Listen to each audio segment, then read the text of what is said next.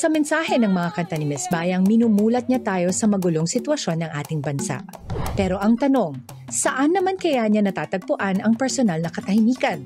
Ang peace ay magsisimula sa atin. Kung hindi simula yan sa home, sa sarili mo. Kung magulo yung bahay mo, magulo yung utak mo.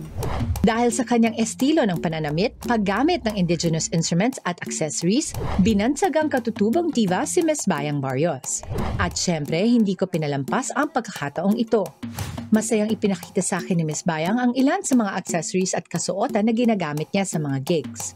I see a lot of things here from tribes. Yes, Can you tell me more about it? This one from Tiboli, sa Lake Cebu. This one, sa Manobo talaga.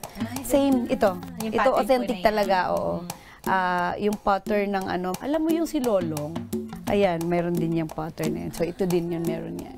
Gaano po ka-importante para sa inyo yung ma-represent ang Manobo Ay, tribe? napakalaking bagay para sa akin dahil marami ng mga kabataan ngayon nahihiya na magsuot ng ganyan. So, parang, ang ganda nga ngayon kasi ang nangyari, like sa Mindanao, pag pumupunta ako doon, may mga lumalapit na mga bata na nasa banda.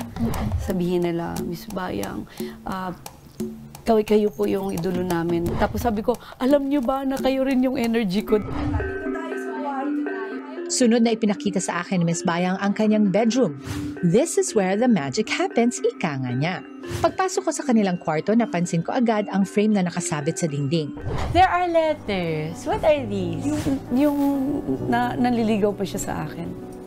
You kept it? Oo, nandyan, ginawa ko. Wow, makata ka pala, Sir Man. Ay, oo. Siya yung gumawa ng bilanggo. Wow! Ang dami kong beses na gawa ng puso. Ang dami ko po kinantang beses yan. Baka kanina lang. Wow! Mahigit 2 dekada nang happily married si Miss Bayang Barrios sa musician, composer at dating gitarista ng Color It Red at Rizal Underground na si Mike Villegas. At biniyayaan ng mag-asawa ng isang anak na si Mayumi.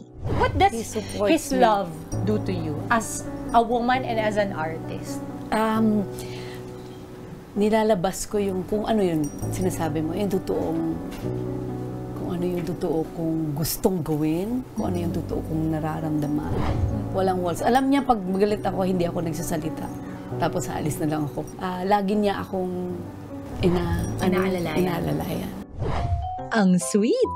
Pero teka, bakit nga ba chop ang word of endearment niya sa kanyang asawa? Kasi pork chop ang tawag natin. Di ba ang cute ng mga baboy? Okay po. Opo. At saka masarap din po sila. Favorite ko din po talaga yung pork chop tsaka toyo calamansi sili. Diba? Itong kwarto rin nila ang nagsisilbi nilang music studio. Dito sila sabay na lumilikha ng mga dekalibreng kanta. Ang inspiration po ninyo sa music ninyo, saan ang gagaling? Because there should be fire underneath, di ba? She is my inspiration.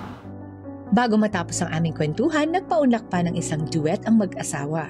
Sa sinag ng araw ng buhay, maaninag ang pag-asa sa daloy ng dagat. Mamunga ang pag-ibig at payapa, ihatid sana ng hangin ang aking panalangin. Hari nawa. Hari naway marami pang mabigyan ng inspirasyon si Miss Bayang sa pamamagitan ng kanyang musika at talento. Thank you for having us in your home. Sana po talaga ang prayer ko sa buong tahanan ninyo at sa inyong dalawa ay lalo pa pong maraming mga tao ang mahawakan ng musika ninyo para maturuan kami ma-achieve yung kapayapaan. Mga kapatid, Dimples Romana po, kumpletuhin ang inyong umaga ng mga kwentong puno ng inspirasyon. Salubungin po ang bawat araw ng may ngiti at pag-asa. Kaya't mag-subscribe na po at mag-follow na sa aming social media pages ng News 5.